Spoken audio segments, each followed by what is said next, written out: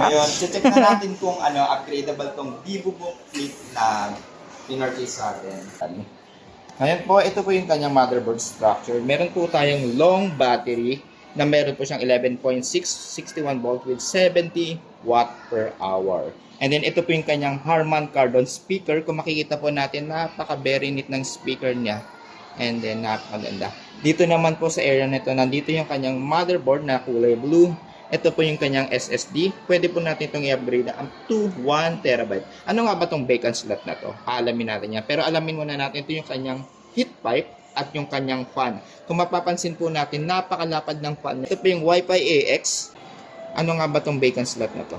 Meron po tayong vacant slot for RAM upgrade. Ito pong nakalagay po dito sa ilalim. Ayun po yung default 8GB niya na 3200. Ngayon, i-upgrade na po natin siya dahil meron tayo dito sponsored by Ripjo G-Skill. Siyempre, yung mga ilalagay nyo ditong RAM is yung compatible mismo sa laptop para to avoid hang up, blue screen, or any inconvenience para sa gagamit ng laptop. Tapos, pag naglapat kayo ng memory, of course, kailangan check nyo mabuti yung clip na nakalock mabuti ay yung other side. Kasi naka-experience po kami na nilapat lang yung RAM, tapos tiniklop, although gumana, pero siyempre naalog yung laptop, hanggang sa na-dislocate or natanggal na yung kanyang RAM. Dislocate na. Natanggal na yung RAM niya. Ano yun? Na-dislocate yung buto. Siyempre, of course, pag binalik nyo yung mga lock niya sa pin, kung makikita nyo po may maliliit kanto-kanto, ayan po yung kanyang lock. Kaya na po ilalapat natin siya ng mabuti. Ngayon, itatry po natin kung readable nga ba yung nilagay nating 16GB na RAM. Check na po natin kung nag-upgrade na yung ating RAM.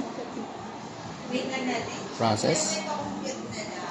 So, yun, goods na po. Naka-maximum of 24GB na tayo with 3200 frequency. Alright? Bali, it means itong laptop na to is kaya niya mag-hold ng 24GB with yung SSD niya up to 1 terabyte storage. Right, see you guys. Thank you, Kuya Da.